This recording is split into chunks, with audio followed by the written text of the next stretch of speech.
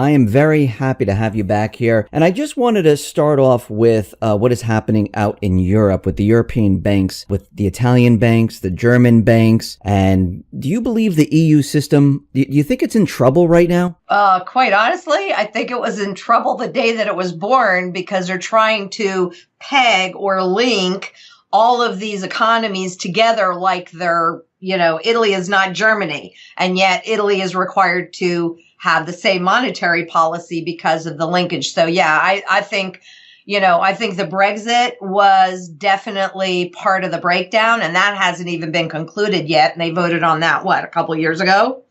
And now Italy could be next, because there is a populist movement. And we saw what happened with Greece when they wanted to leave the EU. Difference between England and Italy and Greece is, Italy and Greece use the euro. So they have that currency. So it's a much bigger deal if they leave than if Great Britain leaves, because Great Britain never adopted the euro. So do you think if, I know there's a bill out there now, and I think they're just getting, the parliament has to vote on it, where they're going to be leaving the EU. I'm talking about the UK. Do you think other countries are going to follow once this goes through? I actually do think that other countries want to follow and ultimately will follow, actually. So yes, I definitely think so. I mean, we see, it's this income inequality is too obvious, and unemployment is in the, particularly in the youth unemployment, particularly in countries like Italy, and Spain is not, very far behind them.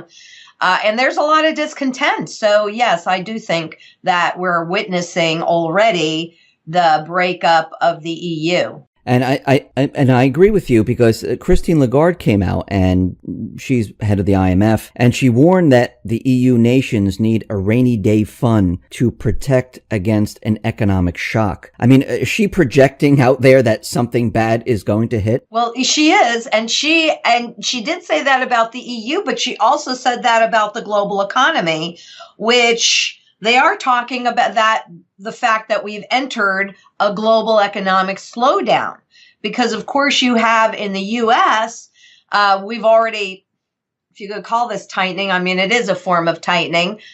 We've already been raising the interest rates and begun the runoff of the balance sheet. In the EU, that they haven't raised the rates yet, but they're talking about beginning to run off their balance sheet the end of this year. And what that actually means is that they're not out there buying every single bond that they can. So therefore, they're not suppressing interest rates the way they were. Bank of Japan, on the other hand, thinks that they can just keep doing this forever. And, heck, they've been doing it since the early 90s. So, but it hasn't worked yet. So, yeah, I think we're experiencing a global slowdown, and I think that the danger really of the EU is the contagion, right? The global contagion, because the banks and the whole financial system is so incestuously intertwined. So if it's a big enough Italian bank failure, or, Deutsche Bank is absolutely a walking zombie. Actually, a lot of the banks are walking zombies. But by admission in their very own financial statement for 2017, they are insolvent. I mean, their leverage ratio is 3.8%, which means that they've had to borrow $27 for every dollar's worth of equity. So if the equity falls in value more than 3.8%, they're insolvent. They have no equity. And they said that was one part of the financial statement. And then shortly after they talked about the leverage ratio, they admitted that in 2017, which was a one-way up market, that their assets fell 7%. So they're actually insolvent. A crisis happens, something that they can't cover up, because it's the central banks that would really want to cover that up mostly, so that people were not aware of the contagion. But that's why they're allowed to survive. So yeah, I think the Europe and that, Deutsche Bank is a global universal bank. So it can start in Italy. It can start anywhere in the world, really, with a big enough shock to the system, it'll be transmitted globally. Very interesting. You mentioned the banks are insolvent, and I don't know if you saw the report from the Biz where they said that some banks might have manipulated their books with repos, and they're not as strong as we all think they are. And it feels like they're trying to separate themselves from what the banks have done, because it seems like they're putting it out there that, something's going to happen with the banks and we're not responsible for this. And it seems like they're because they want to stay in power. The Biz wants to stay in power. Absolutely. And so does the IMF. So does the Biz care about the banking system? They don't care if it crashes or anything like that? Well, they're the central banker's central bank. And between the Bank for International Settlements, the Biz, and the IMF, the International Monetary Fund, they're the ones that create and monitor the global rules. But we have to keep in mind who the members of the IMF, they're all treasury secretaries and central bank chiefs in almost every single country on the planet. And then the Bank for International Settlement is owned by the 60 of the largest central banks.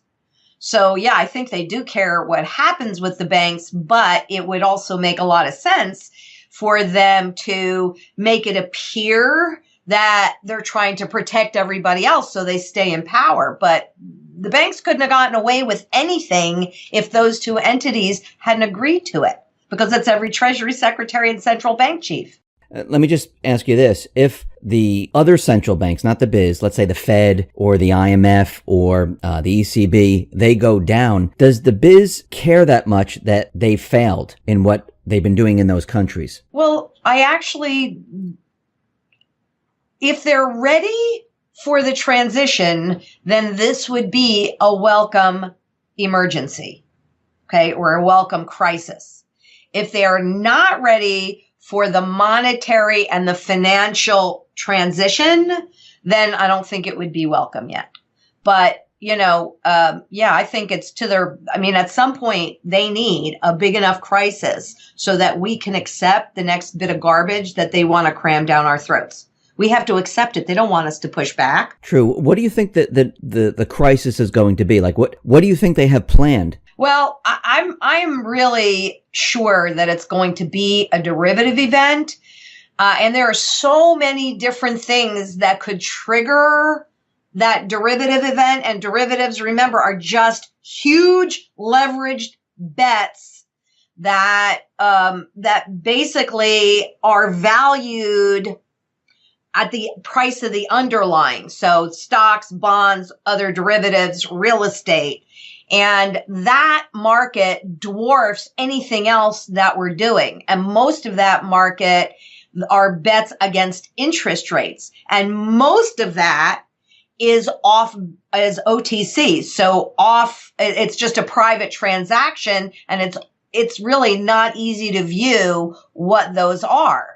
So, I think that ultimately, whether it's the trade wars that we appear to be playing between the U.S. and China, so two global powers, or, it could be the start of a war. It could be a breakup of the euro or an Italian bank going down. There's a lot of different things that are floating out there. And on top of all of that, according to the financial regulatory body attached to the Bank of England, the LIBOR, the IBOR's interbank offer rate, so that overnight rate that banks charge each other, well, that was corrupted. It was probably corrupted before we knew, but it was corrupted according to recent data via Chase Bank in 2007. So before we even knew of the problem, or the public was really aware of it. And there's over $370 trillion worth of contracts that are written against that. And it's going away completely by the end of 2021. And so they're right now having to create a benchmark, get the markets to agree to use that new benchmark. And then they have to convert all the contracts tied to the old benchmark. They have to convert them all to being tied to the new benchmark, something that has never, ever, ever, ever, ever been done before.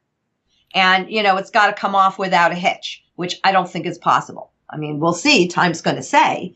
But yeah, I think that if nothing else materializes in any of those other areas we're talking about, then that would be the one that I would think would definitely take the system down. And at any point, it's not like you're going to wait until 2021. Any misstep along the way that gets out of control will take the system down. So, okay, you mentioned LIBOR, and we see LIBOR, that rate is continually rising. And we know that the Fed, they just raised rates again. And I mean, we see it's taking its toll on the housing market, the auto industry, the stock market's fluctuating. Is this a repeat of 2006, 2007 when they started to raise the rates at that time? Well, partly yes, but number one, on the LIBOR or any of the IBORs, that used to be supposedly a real market rate because it was what the banks would charge or pay to borrow or lend overnight. But that market actually collapsed. And since that's the foundation of the contracts in the world, that's actually what happened was it became merely a stated rate.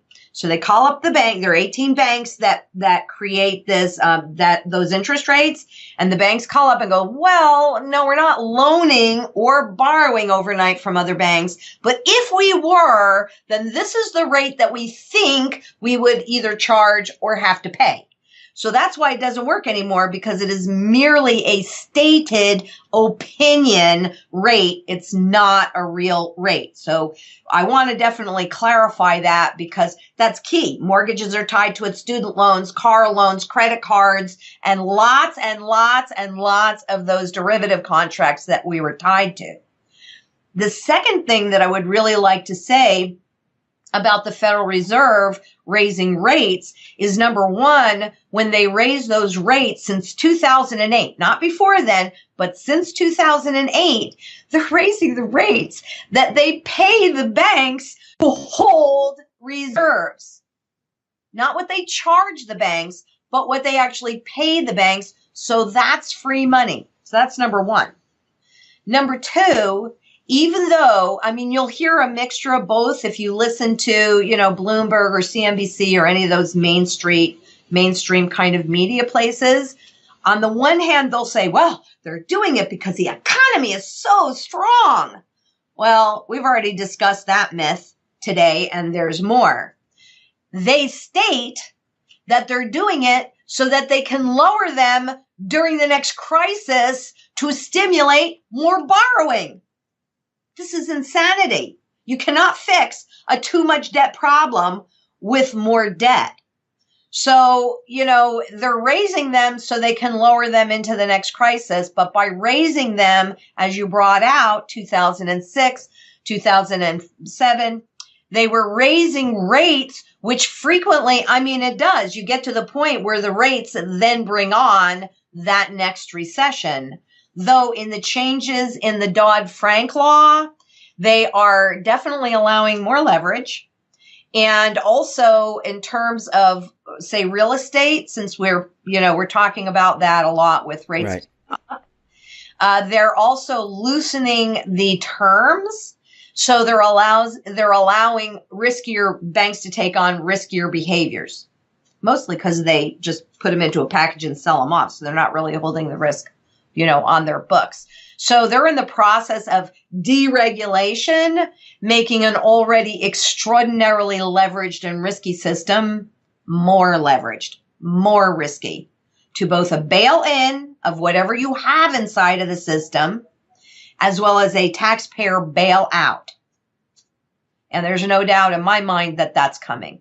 So you're saying that the Fed is doing this on purpose, raising the rates right now? Oh, yeah, absolutely. Yeah, they admit it. Are they doing it for the benefit of the people? They're doing them. They have said this. So I'm just echoing what they've said, and I believe it because I'm looking at their behavior. I always listen to what they say, but then I look at what they do. Do their actions support their words? That's what tells me whether or not I'm hearing truth. And they say they are raising them to have the ability to lower them. Well, who benefited in that last bailout rate scenario, dropping it down to zero? It wasn't the public. It wasn't Main Street. It was the banks. It was Wall Street. So whose benefit was that? So if they raise the rates and they cause the same problem that we had back in 2008 where everything starts to fall apart and everything does start to fall apart, will they have the ammunition to raise the rates and keep the economy going? I mean, at this point, because they're so low right now, even if they raise them a little bit more and then they drop them, I mean, where are we going? Negative territory? Well, yes, exactly. That's a great point. Because if you look, you can see it at the Federal Reserve Fred, my very favorite website, and you want to look at the rates that the Fed rates that they're charging, Federal Reserve rates that they're charging, or actually, I'm sorry, they're not charging, that they're paying the banks to hold it. If you go back historically, what you'll see is into every recession, they've lowered that on average. I could be off a little bit, but I'll be pretty close. About 5.5%. Their goal is to get the rates to 3.25%. Well, they've never dropped them that low. You know, the 3.25%. The average is 5.5%, but it's still like somewhere near 5 to 5.75. So yeah, you're exactly right. It'll take us into negative territory, which is attacking principle, which is why they want to get rid of cash. Because at this juncture, cash, while it doesn't keep your purchasing power, it does preserve your principal. So yeah, we're going negative. So when we go negative and they're continuing, I mean, they won't do it right off the bat. They'll do it a little bit at a time until they get to the negative area. Are they going to start the printing press up? Oh, well, they'll create more currency like QE? They will probably do that before they drop the rates or as they're dropping the rates, because that's the tools that they have are flooding the system with more money, which devalues the currency. So yes, and I'm not sure that it's going to be slow. I mean, if you go back and again, and if you want, I can have, send you the link so you can see this for yourselves. And in fact, I'll do that. And you'll see that when they've dropped the rates into a recession, it's not been slow. It's been very fast because they're trying to get people to borrow and spend. Oh, look at how cheap money is. Well, money's been cheap for a really long time. And interest rates are supposed to indicate the time value of money. So what's that tell you about the time value of money? And plus we're entering an era because they're raising those rates that they pay the banks, but they're having a harder time controlling the longer term rates.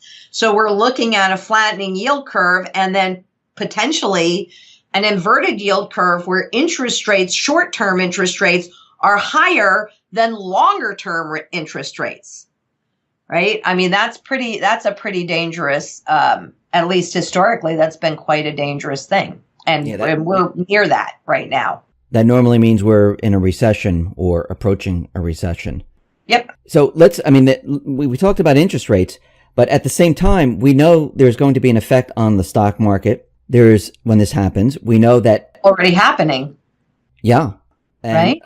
Yes, I agree. And we're also going to see problems in the job market. I mean, retail is being demolished, right? I mean, Toys R Us, the last store is going out and 33,000 people are going to be out of jobs. So yes, they can create currency, they can lower interest rates, but they can't control jobs. They can't control people spending money in retail. They can't control any of that. And that's just going to collapse, won't it? Yes. And actually, when you said they can't control people spending, that's really what digital currency and negative rates are all about. If you read their documentation, they talk a lot about decashing, cashless society, how that would work. And in every single report and lots of other just statements that they'll make, they talk about the fact that once everything is digital, there are no limitations on how low they can push those interest rates. In other words, how rapidly they can attack your principal and inspire you to spend.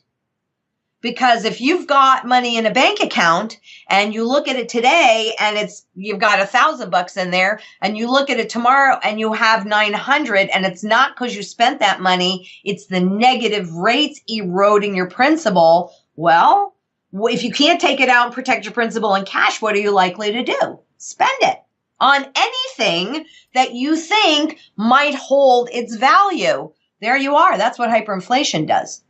You convert that money into something that you hope and think might hold its value, because a currency does not. People did see that happening, and we were in the negative territory. Again, yes, they would try to push people to spend, but if you don't have a job, it's going to be very difficult. But wouldn't people, if they saw the negative territory, wouldn't people then say, okay, cash is becoming worthless, it's being devalued, wouldn't I take my funds and protect it with gold or silver or anything like that at that point? Well, you're assuming that that's still a possibility. So the answer is yes, if they could, they 100% would. But my bet is, much as we see historically, before an event like that happens, there's some kind of overt confiscation so that the public doesn't have that protection. That's why it's so important to get into position now while we still have those options, because they're for sure manipulating look, the spot market was created in gold particularly, but in general anyway. The spot market was created to manage your perception. I mean, that's really why it was created. And a rising gold price is an indication of a failing fiat currency, so a failing government currency. So they have to suppress the true value of gold.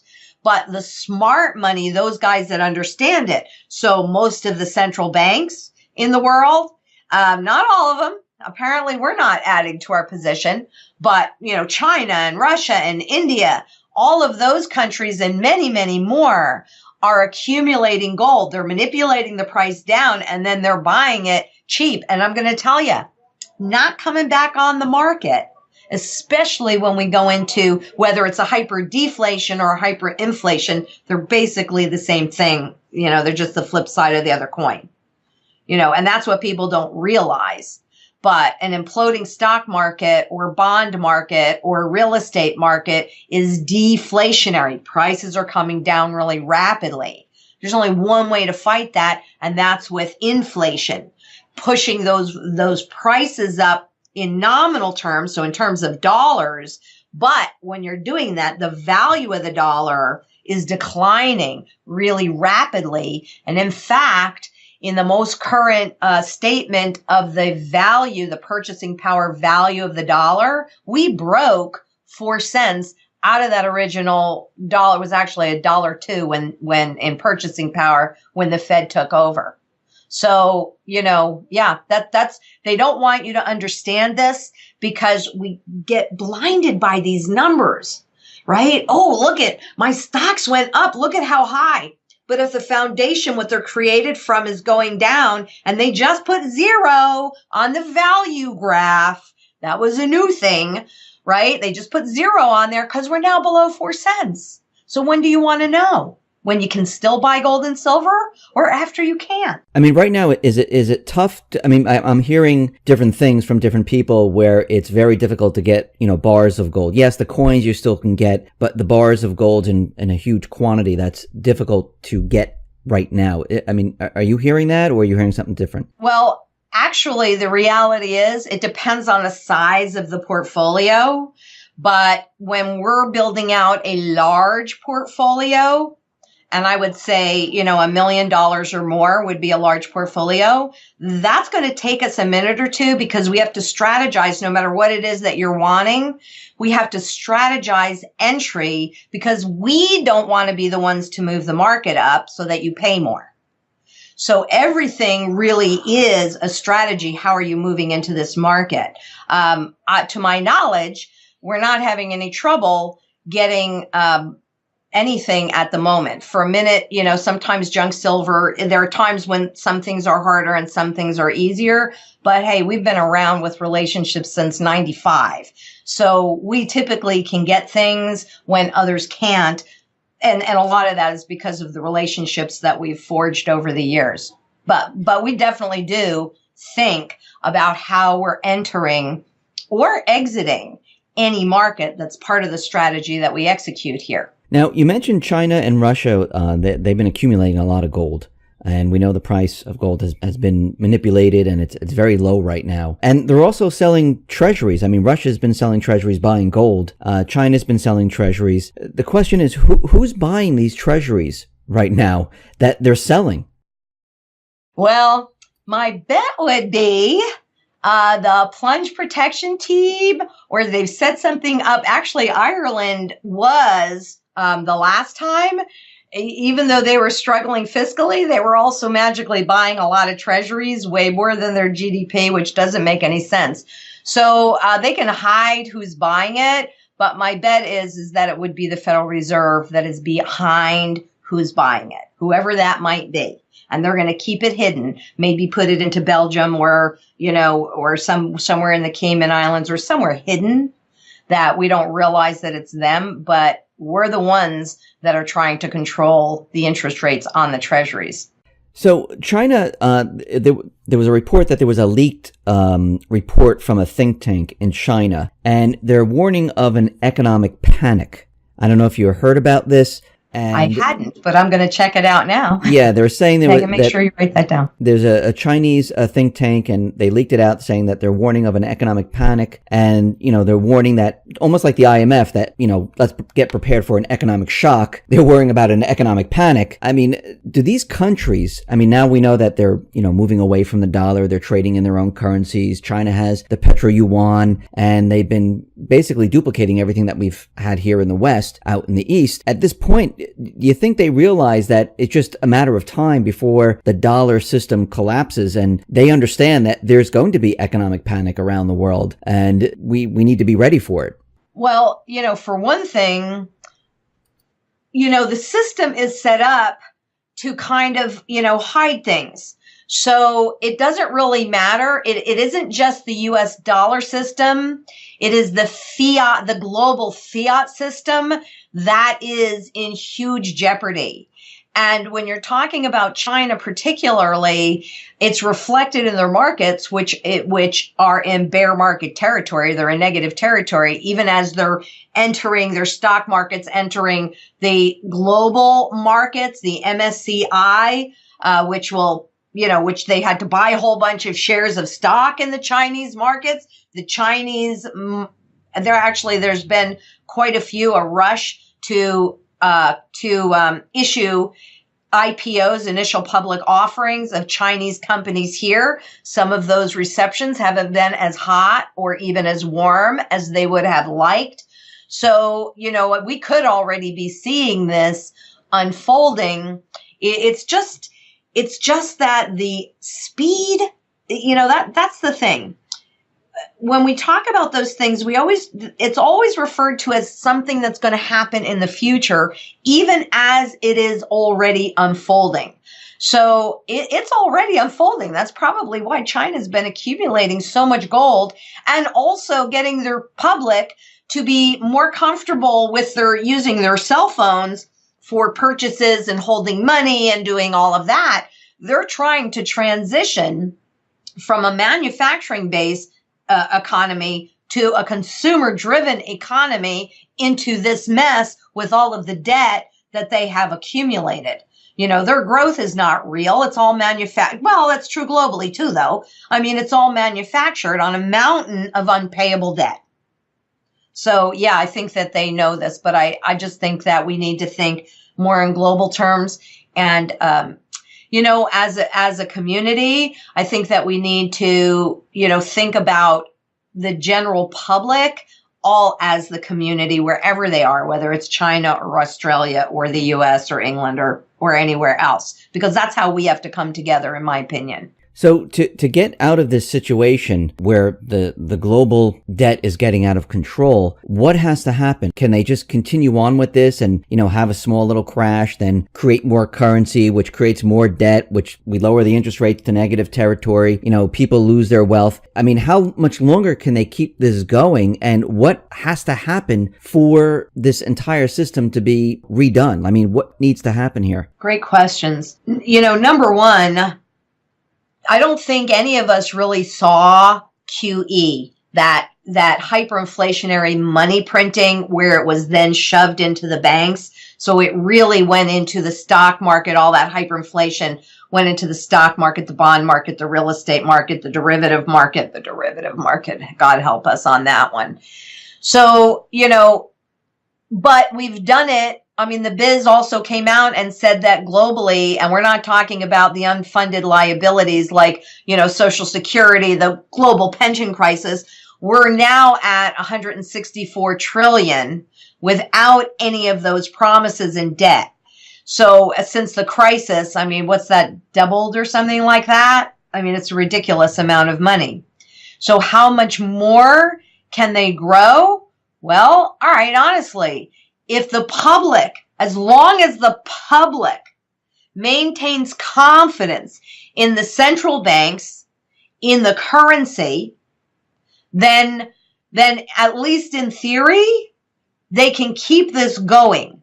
But the banks do not have confidence in each other. That's why the LIBOR is dead. They're not loaning to each other. They know they're insolvent. They're not getting paid back. And central banks also don't trust each other because at the end of the day, as we saw with, it's been a couple of years, but with the Swiss surprise and the Chinese surprise and a whole bunch of monetary decouplings, that at the end of the day, these different central banks will do what's in their best interest, regardless of what they tell all of the other central banks. So they don't trust each other anymore. So where's that trust and confidence? The public. Because one thing they knew when they set this whole system up, and it is genius, evil genius perhaps, but they knew that the population marries the legal money of the state, and they don't understand inflation, and they cannot believe in this country that the dollar could go away, even though it's gone away 96.11% since the Federal Reserve took over. So the fiat money, the government money, whether it's the dollar or the yuan or the euro or any of those, what everybody so needs to understand is it'll keep the name because then you think it still is something until you're Venezuela and the Bolivar won't buy anything. But it keeps people in there. So fiat money keeps the name, but it loses all value. Silver and gold hold value through this simply because, number one, and key in this, is that it's used globally in every single area of the economy. So whether it's manufacturing or jewelry or art or the financial system or even food or medical, I mean, it's used throughout electronics. It's used throughout the economy. That's why it always holds value. Maybe in terms of that fiat money, it's more or it's less. But when they do the reset, because that's what they're going to have to do to get out of this, there is no way on God's green earth that they can take the garbage that killed the current system and seamlessly and invisibly move it into the new system without recourse. There's no way. There's just, this is something that's beyond my control for sure.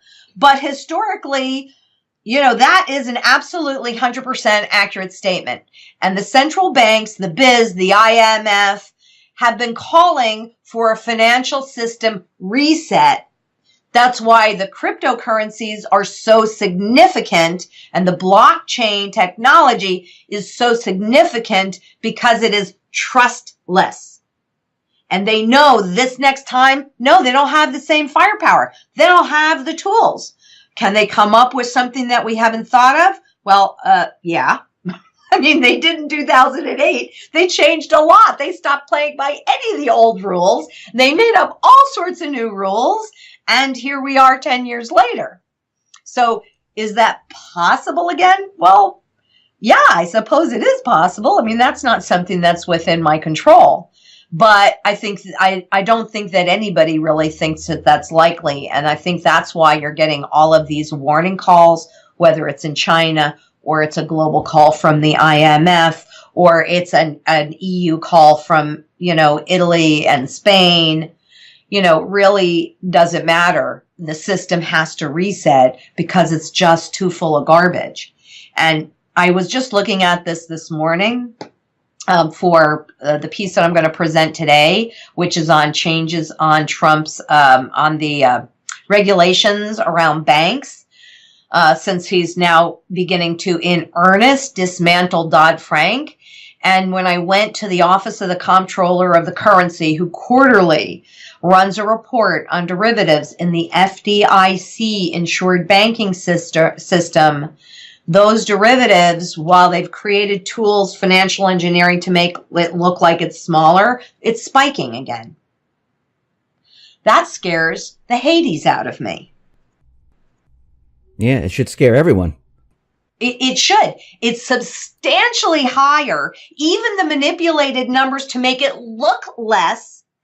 Everybody should be reading that report on a quarterly basis. And even if you don't want to read the whole report, they have great graphics in there. They have great tables in there showing you this.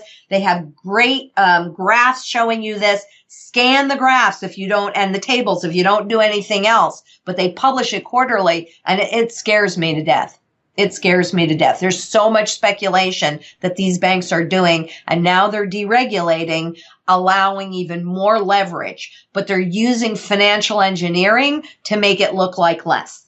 So next week, I'm going to be going over the results of the stress tests, which were actually created to make us feel comfortable. Not really real. You got to look at those along with the OCC reports and other things to get a better picture of what we're really dealing with.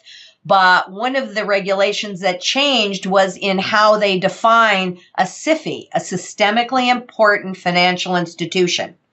So those are ones that if something happens, you have global ramifications.